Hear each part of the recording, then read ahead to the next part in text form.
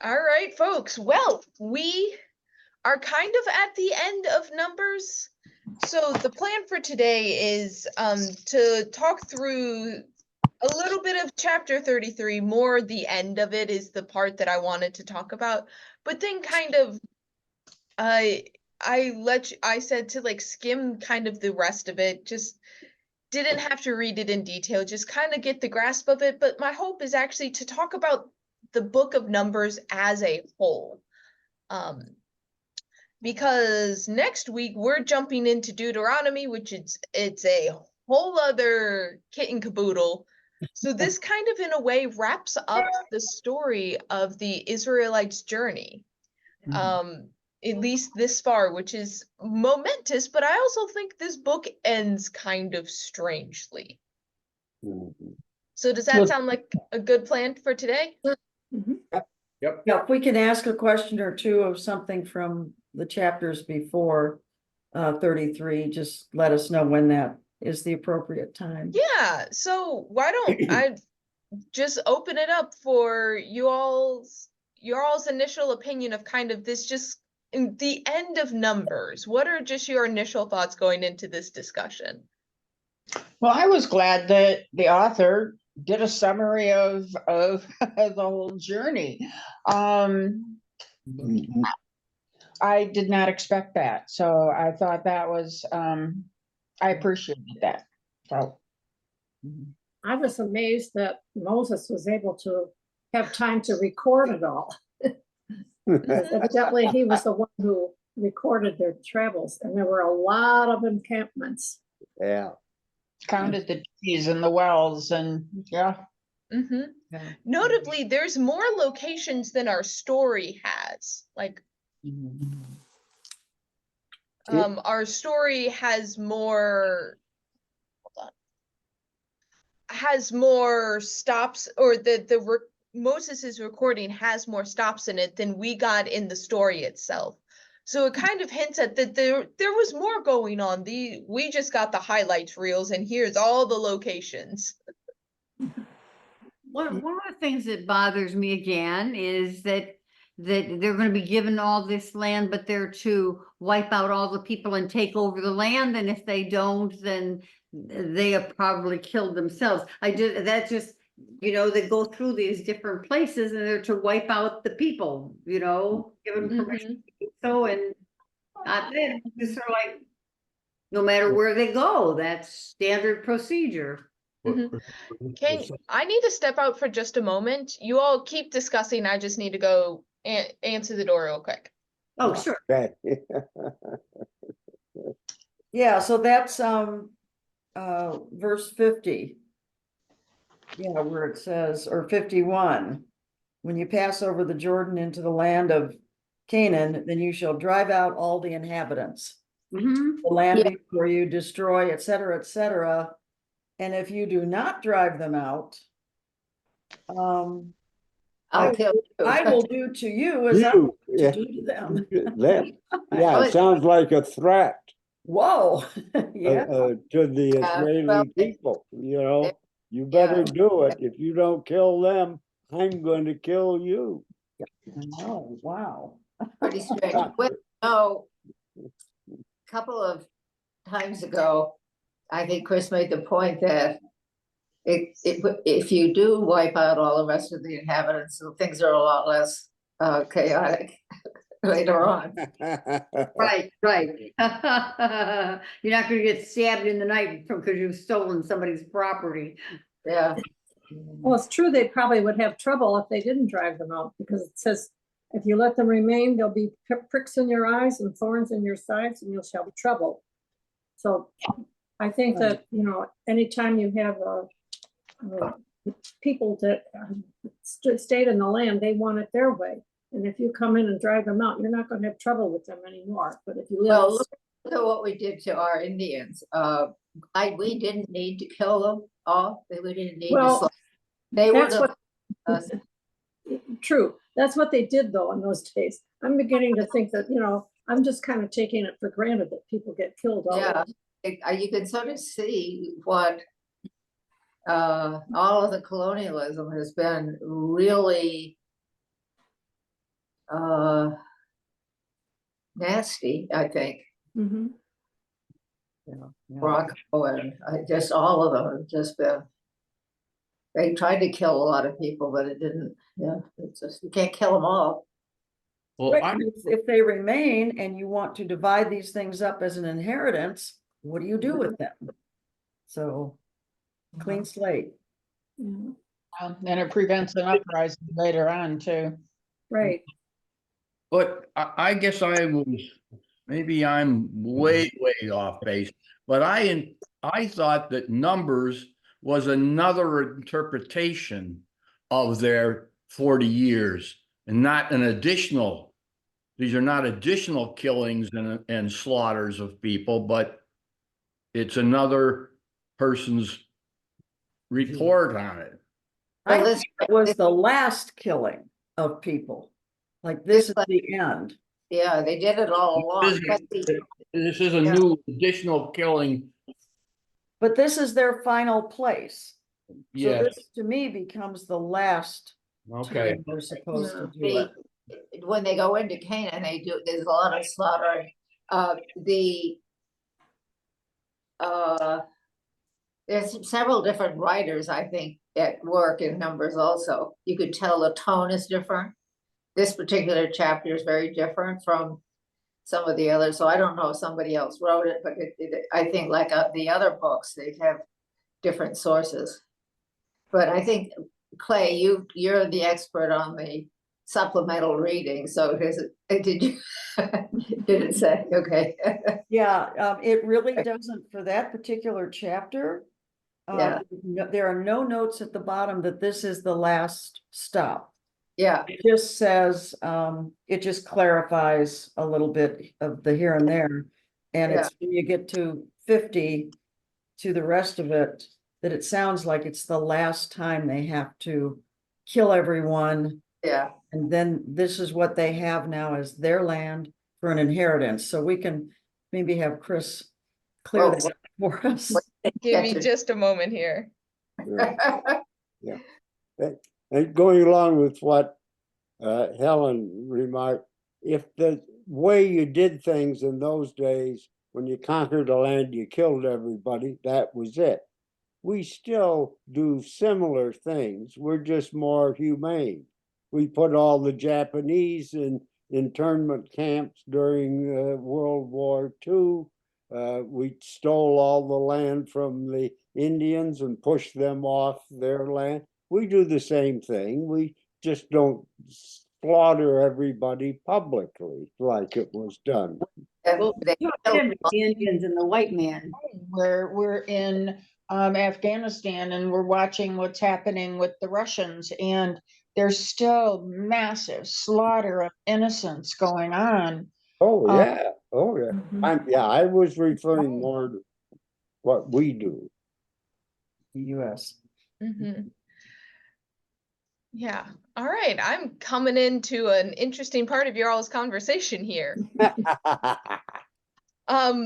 But you all hit on a lot of, or what I was hearing was hitting on some of the like frustrating points of this last instruction here. And Clay, you're right. There's just the record of the places where they went, there's not really much commentary on. What we know is the name places don't exactly match, which is that's like basically the only commentary we get on this section is it is inconsistent with the rest of it. Yes.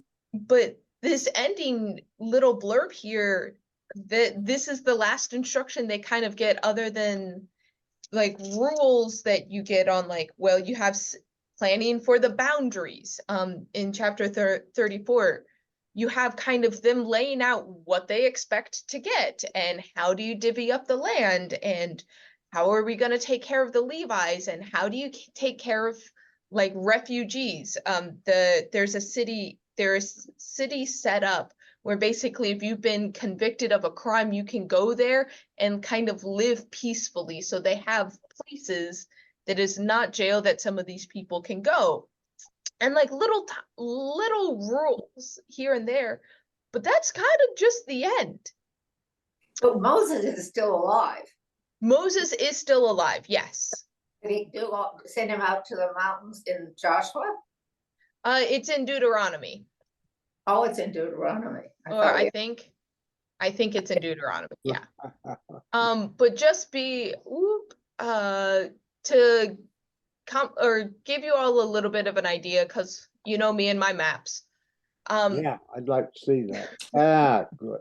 So No, here we get a general layout of what they expect in chapter 34 when they talk about the boundaries. They don't have the bird's eye view like we have. So all of those little things are like the little markers, which is how you get the little squiggle lines in here and here. We don't in this chapter necessarily get the tribal divisions. This is kind of our best guess at them. Interestingly, Manasseh is on both sides of the river because the tribe of Manasseh, Gad, and Reuben, when they're camping out over here, they're like, hey, this is really nice. We have sheep. This is good grazing land. Moses, can we just stay here? And Moses gives them an earful because they need these tribes' help to cross over the Jordan and win this land. But notably, you see still like Moab is still here, Edom is still here, Aram is up here, Ammon is here. But the thing is, this is a similar-ish map because all these territories are really squishy. You still get the tribes around, but you also get the Philistines over here. Because the Philistines are going to be a constant enemy. And so the tribe of Judah really doesn't get this chunk of land that you see that they are told that they are going to inherit. They very quickly lose it to the Philistines. So is this the west bank on the other side of the river? The West Bank, as we talk about it today, is this area right here. Okay. It's on, yeah, West of the river. Okay. yeah. Very small. This isn't a modern map, so like this is not like modern day Israel, Palestine. All of this stuff that is on the east side of the Jordan is not Israel. It's mostly Israel, the current state kind of ends around here. And so part of the difficult discussion is the modern day nation of Israel is smaller than what they are promised in this section. Because this is theoretically the size of their inheritance that they are given. What is it, about the size of New Jersey or Yep. Delaware?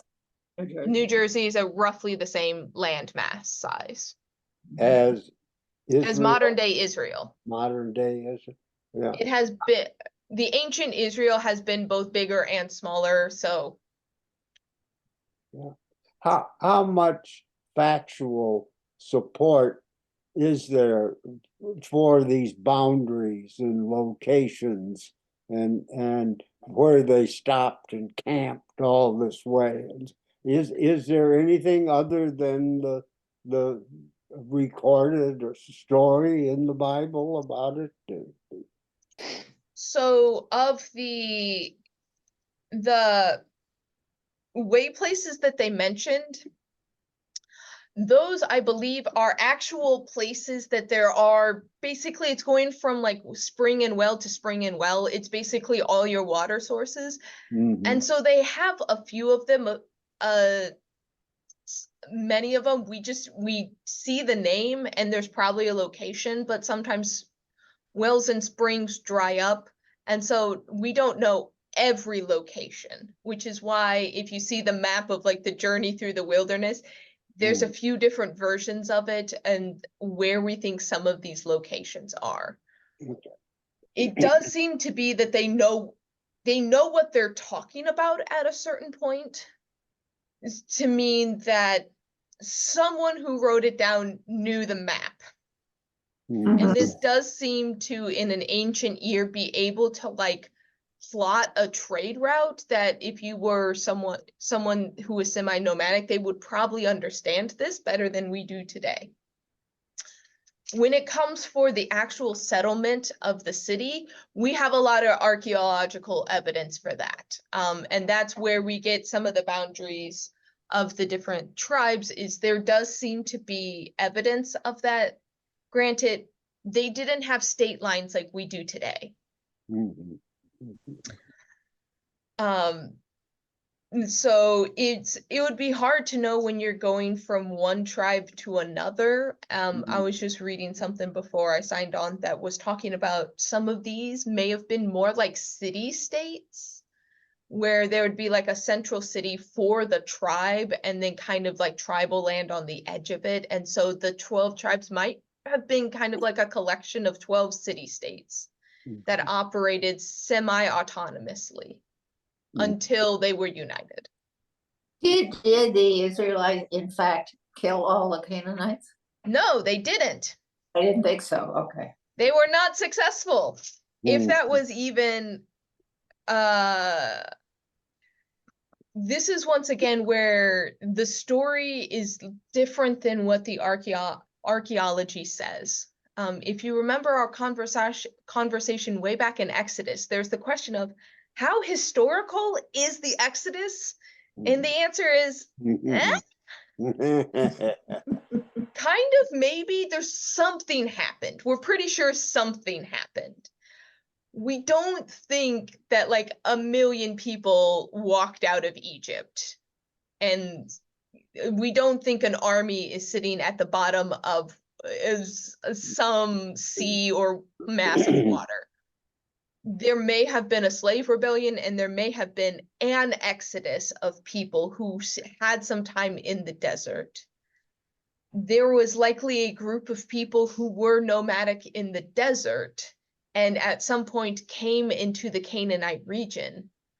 But what the archaeological evidence, because they also don't see the large influx of people that this story would imply. Because you would also, if you kill everyone, you have to bury them somewhere. And they don't see that kind of mass grave, per se. They see battles and they do see like signs of conflict and war. And so I know one of the lines of logic is that a group of slaves met up with a group of nomadic people, and they eventually went up there and they integrated. And then the combination of these 3 stories melded and melted. But more than go in and kill everyone, the historical evidence points more towards a group of people went in and integrated, but had continual conflict. And so created this story to explain the conflict was, well, we came in, but we didn't kill everyone. Therefore, the conflict, that's the origin of the conflict, is we weren't able to eradicate the differences. And God didn't kill the Israelites as a result. He didn't kill them, so. So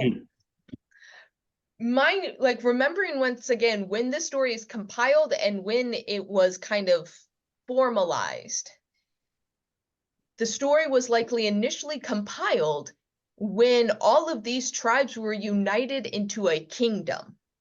So all of a sudden you need a unifying narrative that basically King David needed to draw 12 tribes together. And so it's around that time that these stories are being told. The kingdom splits, and so you have 2 different versions of David's unifying story. But it was eventually like fully put in, or like put into the form today when they lost the kingdom. And they are remembering not just the kingdom, but the origin story of the kingdom. And so that is where we get the end of chapter 33. I'm drawing a long way around to get us back to why is it saying to eliminate all the people in the area? And in verse 55, we get basically the threat of, if you don't do this, what's going to happen? If you do not drive out the inhabitants of the land before you, then those whom you let remain shall be barbs in your eye and thorns in your side, and they shall trouble you in the land where you are settling. No kidding. This is once again pointing to the fact that the people reading this story are likely reading it in Babylon. They're hearing it in Babylon when they have lost the kingdom. They partly lost it because, well, in their mind, they weren't being faithful to God, but in another way, you can see that you have a divided kingdom that fractured into two pieces, and they were not able to be unified enough to fend off the foreign invaders. Mhm.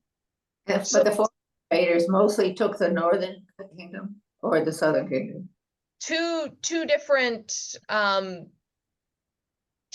waves of foreign invaders. The first wave took the northern kingdom, and then another empire came, conquered that empire, and then conquered it all. Oh, okay. And so how is this passage different when you see that like this is like the last kind of piece before they go into the land, but it's being read by people who have known a kingdom and who have lost a kingdom? Okay. Mhm. Does that change the way that this sounds?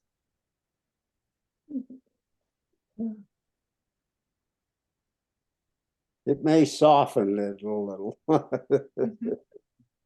Yeah. Well, I think they always, it seems like the theme is always that they are in trouble because they sinned and they're being punished. And that's an explanation, you know. Mhm. Yeah, that was the explanation they came up with, because it's like, wait, we had the promise and this blessing from God. How did the worst thing we can imagine happen? Right. Well, if God is faithful and holds up God's end of the bargain, that must mean we didn't. Yeah. Yeah, it gives them a sense of having some control over what happened, but hard to fix. Mhm. Except we have to say Jews have survived. Yeah.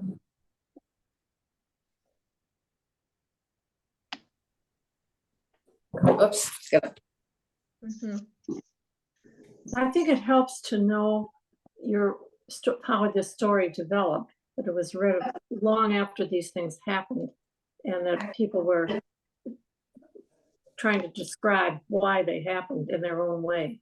That helped to understand what's going on here and why it's written the way it is.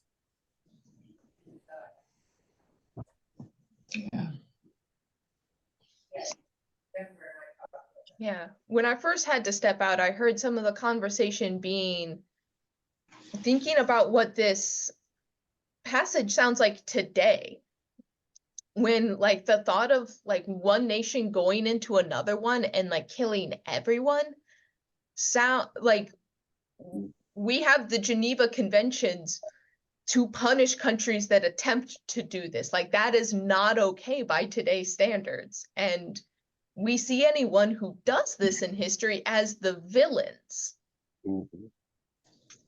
At least that's kind of what I was hearing. I mean, I heard like Japanese internment camps. I mean, you have the ghettos of Nazi Germany. Like, it is not like, this sounds very stark, but I think it's interesting when you're reading it, not from the point of view of the victors necessarily of the war, but actually as the subjugated losers of a different war. When they are remembering a past when, oh yeah, remember when we were the victors. Remember when we were successful. Remember our successful conquering of a land. How far we have fallen. Remember when God was on our side and we could do what was just done to us. So unlike normal, this is actually being written by the losers, remembering their victories, their supposed victories.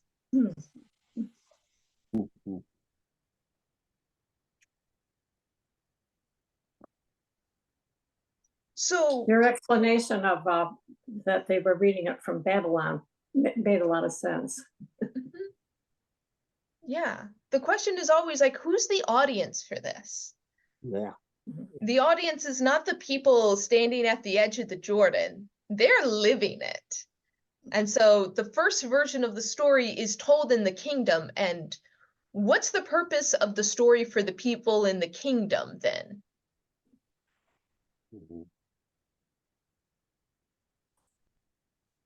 To help to sustain them. Yeah. This is in some ways like your national story of like, why do we exist? This is why we exist. And so on the big festivals, like you would hear this story being read by the priest, and you have the reminder for the people of ancient Israel, you are to drive the outsiders away. Like, remember, we're trying to keep our tradition pure. And there's that story that kind of brings people together, but it brings an us versus them story, which happens to be fairly good at creating a national identity, as long as you have an enemy. So this creates an enemy. But then when they lose, the question, then you have the thought of what is the purpose of the story in exile? Why tell the story to people who have lost the war? That's interesting, because they went back, but then they Hold that dispersed. thought. Hold that thought. Did they know they were going back initially? No. So why tell the story to a captive people that thinks home will never return? Well, maybe to try to change their mind. to get them fired up to go back. Did they, when they were in Babylon, and there was another place they were, Damascus? Is that in where did they end up? Is that when the dispersion started, or was it after the destruction of the temple, the second temple? This is the diaspora started with this one. Yeah. So that's why there are Jews all over the world. Yeah, because not even after they were allowed to go back to this area, the entire group never fully made it back. And there were still some Jews left there. Yeah. All right. So more maps to give us an idea. We're skipping the first. So there was something before the Babylonian Empire. That I am forgetting. I'm blanking on the names. Anyways, so there's an empire that was up here that came over and attacked and conquered all of this. This is the size of the Babylonian Empire at the time that the Jewish people were then hauled off across this arc and made it all the way over here to Babylon. They would have been Jewish people all throughout this area.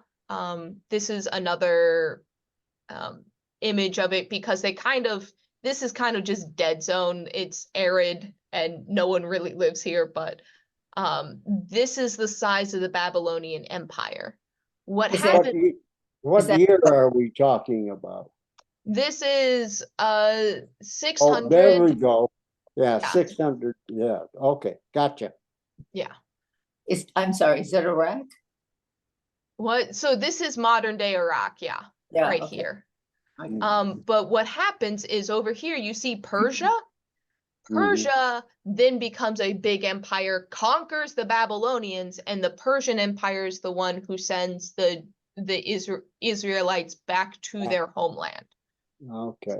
So the history of this region really is one group becomes big, conquers everything, and then a little empire becomes big and then conquers the old empire. It goes that way until Alexander the Great comes and then conquers the Persians. Like, this area is constantly in flux, back and forth and back and forth.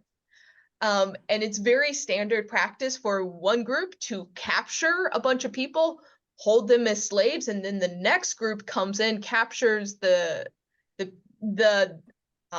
previous empire. And the way you make people like you better than the previous guy is you set their slaves free and you give them land, because then they're indebted to you. So that's why Persia sent the Israelites back to the land where they wanted to go, is because then they were indebted to Persia.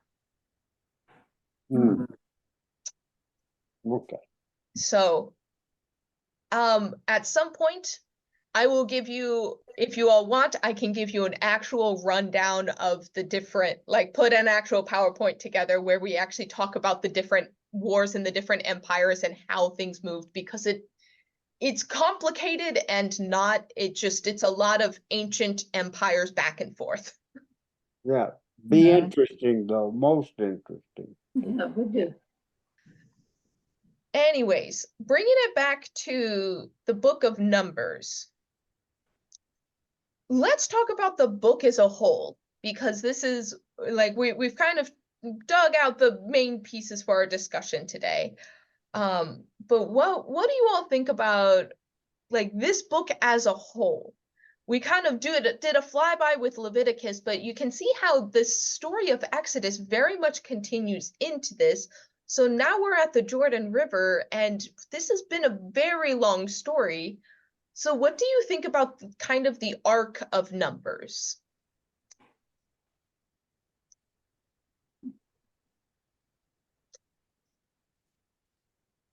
Has it been a book? You said, I'm sorry, what do you mean by the arc of Numbers? Like the story arc. What do you think of the Oh. stories specifically in Numbers? Does it feel random? Does it feel disjointed? Does it feel like a continuation? Like, what has been similar and different from, like, say, Exodus or Genesis before that? Well, it brings closure to the whole story. Going to the promised land, how they got there, trials and tribulations. It brings closure to that whole story. And it sounds now like Deuteronomy is going to continue, change, maybe shift change. But you've said that Deuteronomy is not a continuation of Numbers, is what That is correct. It is and it isn't. There's a lot of book rules in it. Flowed together. Yeah. Long story. And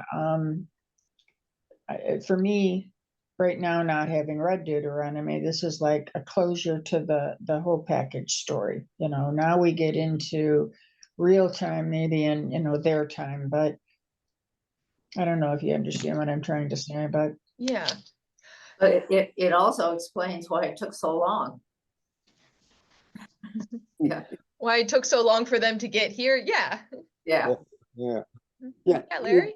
It seems that Numbers is a book not so much about people as it is about a lot of rules and a lot of data and a lot of, things about who was where and who gets what and where the boundary is and what you can do and what you cannot do, and what it covers 40 years. Is that how long, they were out there wandering around? Yeah. following up on Harry, though, that it's establishing what's going to, what their responsibility, like they're ready to set up a civilization. They have reached their promised land, and now they have all the rules and regulations of what God wants them to do when they set this all up and move forward. So There's an interesting section at the very end about having cities where people who really didn't mean to kill, murder somebody but didn't mean to, and sort of odd, this was dropped in there, the discussion of how to handle murderers. Yeah. Yeah, Clay? I was gonna use the word traditions, that it seems Mhm. a lot of traditions are set forth.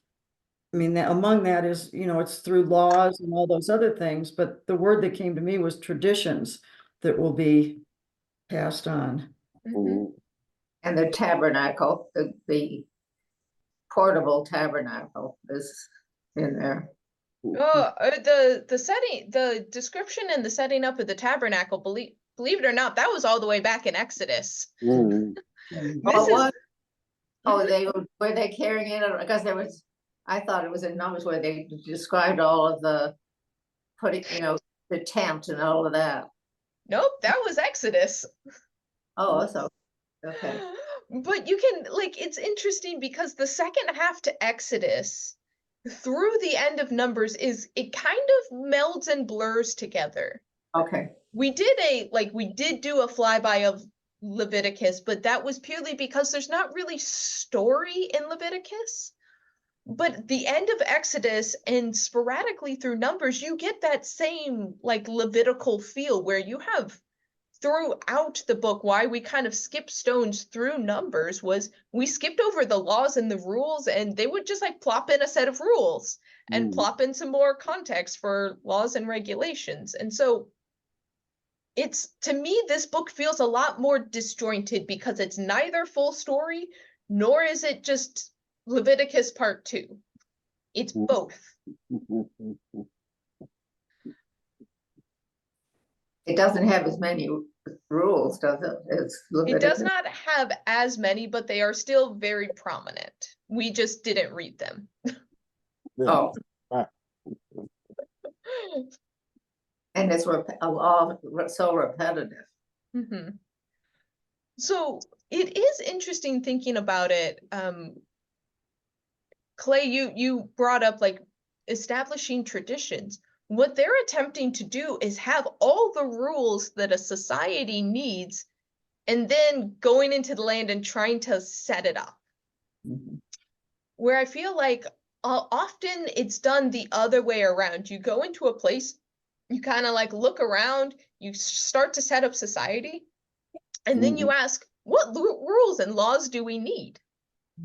So is this a good way to do it? Is it just the way they decided to do it? Or is this kind of setting them up for a little bit of struggle, coming up with all the rules they think they need, and then trying to go and establish them? Yeah, Mary Ellen? I think it's, I'm gonna say a good way to start off. Having many of your rules and traditions already established with, the group came, and I'm sure this wasn't just a new thing. This was a culmination of the rules and traditions they'd been living the 40 years in the desert. And now it's just written down, codified kind of a thing. If you go the other way and have a parcel of land and a group of people and trying to establish a society, your rules come from a need to have a rule about this. You've got a problem, and you've got a solution. You've got, take this murder situation where somebody used a rock or a piece of iron with intent to kill someone. And is that definition of murder different than you're building and you're on the second story and a rock falls off and kills somebody?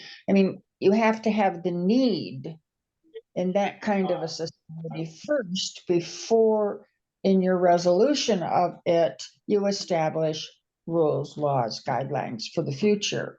And this way they're preventing a lot of that, not all of it, but they're preventing a lot of it so they can move into this piece of land and they can start with their culture, with their future, pretty well established with a lot of change, recognizing change going to come, but they've got the basis to start. So. All right. Yeah, Clay? Well, you said to set up a society, they've been setting up a society for 40 years. And as Mary Ellen mentioned, we had the situation, was it last time, where you needed to quickly come up with some rules for the ladies for the inheritance. Yeah. So they've been establishing, or they've been doing building blocks for this for 40 years. And that once they get completely settled, then all of these laws, traditions, and all of that can firmly become part of their society. So thinking about the both and of this, because they've been establishing a society for 40 years, but they're going into an entirely new context here. They are going from being a nomadic wilderness people to being a militaristic campaign to then hopefully setting up agricultural settled societies. Thinking of that transition, those are three different ways of being in the world. Mhm. And will it transfer from one to the next to the next? Mhm. Yeah. They are thinking of the future when they're talking about the inheritance rights of women and what happens, with future generations of that, binding of how the women need to stay within the family structure as far as who they marry. But they're thinking proactive in a lot of situations, preparing for a sedentary culture. But the transition is going to be tough, but they have groundwork already established. Mhm. So let me ask the question in a different way. Whether, like, there's a few life transitions that, like, often people want to prepare for. Sometimes it's the thought of, like, when you're like, some people wedding plan, and then people often say, like, okay, you need to not just plan for the wedding, you need to plan for the marriage. Did you all have discussions on, like, how the household is gonna run? Did you have discussions like that when you were, like, thinking about kids? What is the plan for, like, for childcare? When are we going to, like, at what age do we give allowances and do chores? But there's also just, like, the ideas are, like, for me in my life, it was like, okay, I want to get out of my, like, you all know that I had a rough transition at the end of living in an apartment, and I was like, I want a house. I envisioned all these things of, like, not being in an apartment, and then, like, 3 weeks into living into our house, I was like, oh shoot, I need a lawnmower. I did not prepare for a lawnmower. That was not in the budget, but I need one because, oh boy, the lawn looks bad. And so when you're thinking ahead and you're dreaming about all the ways that things could be, the things that you want, how well or not well does it match up to the lived reality of then living into that change? Mhm. I think it'd be very hard to imagine ahead of time all those little things. And besides, you've got your mind on you're in love and you're getting married, and you don't want to think about kids and that sort of thing yet. You think, I'll think about that when the time comes, but that's not a good idea always. That's why we had the Sears credit card 55. I was thinking about the whole book of Numbers too. Numbers seems like sort of a recapitulation of what's happened before, and then it's also a transition into where they're going next. And it seems like that's sort of what Numbers is generally kind of trying to do. Is that a correct assumption? I mean, that's one way to look at it. I mean, there's not only one interpretation. There's also some Right. folks that just say this is a collection of all the extra stories we don't know where to put, so we're just going to throw them in a book. And I wondered the rule about women inheriting if there's no sons, and I think that didn't last, did it? I mean, I somehow don't think that There that are, related to that family, or so what's funny is there are the rules that are very, like, we talked about, like, the goring ox, all the rules of like, if you have an ox that's known to be violent and it kills someone, those are pretty standard. But then there's the rules that you're like, that's a little too specific. And there's one in Deuteronomy, I think it's in Deuteronomy, that is like, that is too narrow of a law that you know for a fact that it was based on something that happened and they needed a rule.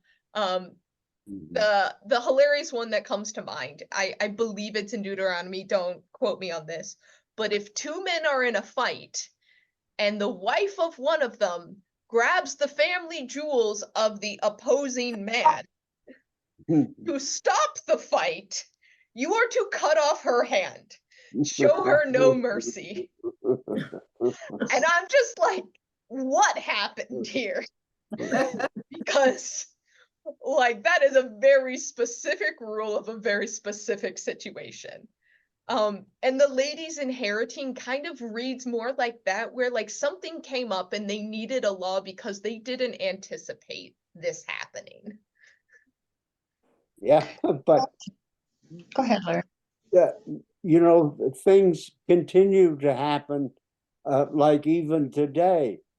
Today's Free Press has an article about what to do with Facebook and social media when you die.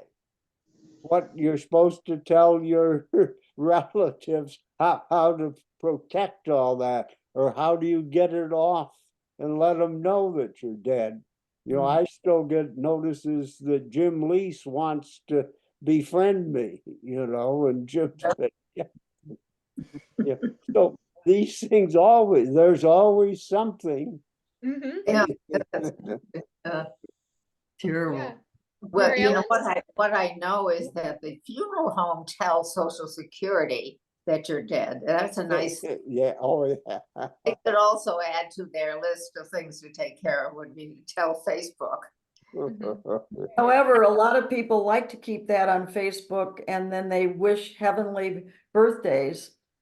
Yeah, yeah. Yeah, but, oh yes, that's one thing you can do. You know, it's, again, but I see what you mean. It's Well, and Google, you know, nothing ever dies on Google. Yeah. Yeah, but Mary Ellen, you've been trying to jump in? Yeah, I want to shift a little bit. I understand how Exodus was titled Exodus because of the story it tells. Why was this labeled Numbers? Is there a story behind that? Yes, there is. Clay, do you know it? well, it's at the very beginning of my chapter, and it says, I was reading it earlier. The title of this book in the Hebrew Bible is In the Wilderness, a more fitting than Numbers, which refers merely to the opening account of the numbering of the people. Mhm. So yeah, it should have been called something else, but instead it's called Numbers because it's all about the beginning part with the numbers. So it's based on the fact that they take two censuses of the people. The first census is the number of military-aged men when they were about to go immediately to the promised land, and then they got scared and backed down. So that was the census of the people who passed away in the wilderness. And the second census is the people of fighting military age as they are for their second attempt to go into the promised land. So there's two accounts. We did not read them because we did not talk about the censuses. So there's two lists of names, and that's why it's called Numbers. But And could I ask about a couple of other things that maybe are go for it. unrelated? The first one, and again, it's notes at the bottom of my Bible. It's chapter 28, verses 26 through 31. At the bottom, it says the word Pentecost. Yes. I just thought Pentecost was Christian and not. Nope. So can you explain that, please? Yeah, so let's see. I mean, it's just telling you what to do, but when I looked at the Can you bottom. give me a verse number for that? Yes, it's 28 verses 26 through 31, the very last part. My Bible at the bottom says Pentecost. Yes. So Pentecost is the Greek. It is a Jewish holiday originally. Okay. Hold on, let me make sure that I parse my Greek correctly. So it's so I know it means 50, but pent Right. normally means 10. 5, something like that. Just wondered where it fit in for the Jewish, Yeah. or where it fits in for us. So it's there we go. So the Harvest Festival, the Festival of Booths, is celebrated 7 weeks and 1 day after the first day of Passover, which is more or less 50 days. And mhm. so it's that Passover happens and 50 days later you have another holiday. Okay. And so that 50 days in Koine Greek, which was the kind of the common language in the Jewish community at the time of Jesus, it just so happened that on this Jewish holiday is when the disciples who are hiding up in the upper room, the Holy Spirit descended. Oh, So basically Christians co-opted a Jewish holiday. oh, all right. Okay. And I had one other question. Uh-huh. You could tell us what would be, and this is chapter 30, about the vows made by women. What would be an example of a vow that a woman would make, and if her husband doesn't hear it, it's okay, and if her husband hears it, he can say, no, you can't do that? What would be examples of those vows? So we tend to think of a vow only in terms of marriage in our modern day. But a vow is literally a verbal contract. So a woman can enter a verbal contract unto herself, but if her husband is present, he can object to any contract that she is making. But what, can you give me an example of what one of those contracts would be? I didn't. Hey, you have chickens and I have a cow, so I'll give you you give me a dozen egg and I'll give you a liter of milk every week. Oh, okay. And It if can be that simple. It's literally, it's any exchange or agreement. It's just purely, can she speak with her own authority? Can she make Oh. trades? Can she make commitments? Okay, because I was reading that and I thought, well, you really never gave us an example of what this vow would be. Okay, thanks. That helps explain. It can be very mundane. Yeah, Mary Ellen? It encourages her to kind of go behind her husband's back and, make sure he's not there whenever she's setting up whatever she wants to do. Impression I got too. If he doesn't hear it, it's okay. Yeah, if he doesn't hear it, it's still good. So just find that humorous is, don't let your husband cut you. So if you want the ancient medieval idea of what the best wife you can have is, read the end of Proverbs. Let's see, can I find this? Okay, so because a lot of our idea of what the ideal housewife is very modern. But in Proverbs 31, we have an ode to a capable wife. And so this was the ancient ideal as to what good womanhood looks like. A capable wife who can find? She is more precious than jewels. The heart of her husband trusts her, and he will have no lack of gain. She does him good and not harm all the days of her life. She seeks wool and flax and works with willing hands. She is like a ship of the merchants. She brings her food from far away. She rises while it is night and provides food for her household and tasks her servant girls. She considers a field and buys it. With the fruit of her hand she plants a vineyard. She girds herself with strength and she makes her arms strong.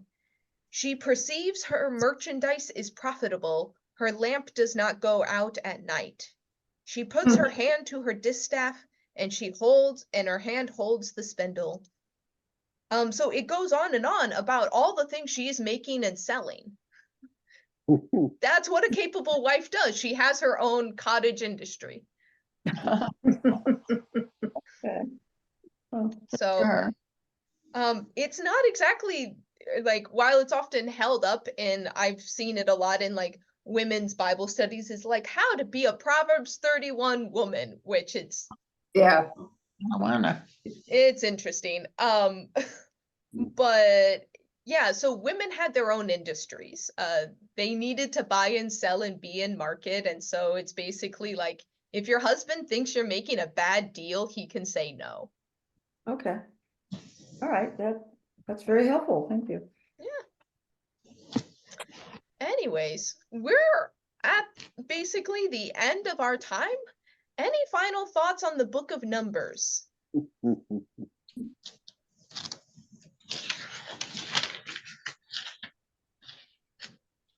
One observation, at least from my end of your all's comments during this book, the refrain I heard a lot is about God being more violent and vengeful in this book. Like, there's often the idea that like God, like the God of the Old Testament, has quite a temper. And I haven't really heard that as much in like Genesis or Exodus, but it seems like that part of God's description in the Bible happens a lot in this book in particular. yeah, it's really distressing. Establishing discipline, Yeah. disciplining them. Yeah.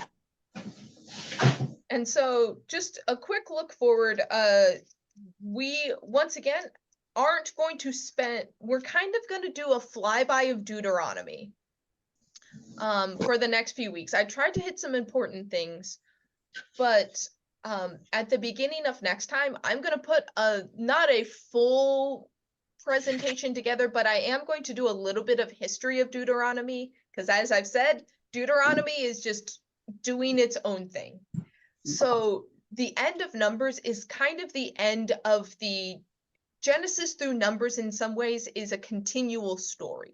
They are books that were written and compiled around the same time. They have generally considered to be the same authorship. There's themes that go throughout all of them. So this is kind of the end of that narrative, and it will pick up again in the book of Joshua if we want to continue. But we're going to pause and do Deuteronomy because we do need to understand its place and why it exists and its own weird history. And then after that, we're going to have a discussion of what we want to do next, is because we can keep on going with the story of the Israelites and how, like, look at them actually set up a kingdom, or we can kind of choose a different place in the Bible. But just to do the whole Torah in a way, we do need to understand Deuteronomy. So that's what we're going for next. I will miss next week, but I'll listen to the recording. All Right, right, sounds I will good. not be able to be here next week. I have another meeting. I have another group that meets All right. Thursday. And I can't do it the week after. So what are we, just reading the introduction in our Bible, or what do we read? What's our assignment? That's a good question. Let me look it up real quick. My Bible has a section on the history in the beginning, the Oxford. Deuteronomy 1:1 to 4:14. Or Yeah. 1:1 and 4:14, is that what you have? Yeah, Okay. it's basically to, You want us to read 1:1 to 4:14? yeah, this is one of those, And 6, the 1 and 6, 1 to 9. But is that chapter 1, just verse 1? That's all you want us to read? oh no, there we go. That's, all right, found it. So basically, more or less what my intention was is read the beginning of Deuteronomy. Just kind of get a taste of it. I think I chose just you'll get a bit of a flavor of it, or just it gets us into the story, and then a little bit of Moses's sermon. So the quick flyby explanation of Deuteronomy is Moses's sermon, his last words to the people of Israel before he passes away. So the whole Okay. thing is Yeah. a recap. Yeah. It repeats a lot of the things that are in the previous books but it also repeats it slightly differently because it has different authorship. So just read the first 3-ish chapters, and I'm going to give you an explanation, a longer explanation of what is Deuteronomy and what's going on here, because it will sound different, it will read differently. I just want you to get your feet wet in Deuteronomy, and we'll discuss a little bit of it. Yeah, Okay, the Bible says that the first address by Moses is chapters 1, verse 6 to chapter 4, verse 40. Yeah, So, sounds like that's what you want us to do. basically, yeah. All right. All right, So with what- that in mind, shall I pray us out for today? Yes. All right, let us pray. Gracious and loving God, we often use the wilderness as a metaphor of when we are in a place of struggle, in a place where we don't know what to do next, in a place where we feel like we're wandering. We read about how the people struggled in the wilderness, that they were there because they were timid and afraid of what you called them to do. And yet here in this story, we do see the people of Israel step up and find their courage and find their direction. We ask that you be with us with our own wilderness journeys, when we are timid and we don't know where to go, when we are confused, when we are walking down a path maybe we shouldn't. We ask that you be present with us. Do not abandon us in our journeys, and lead us forward so we can also find our footing and find our way, so that we may live into your promise. Maybe not the promise of stealing land from other people, but a promise of abundance and a good life, filled with peace, with love, and with safety. So we pray all these things in Jesus' name. Amen. Amen. Thank you. All right. Bye. good. Have a good afternoon. Bye-bye. Bye.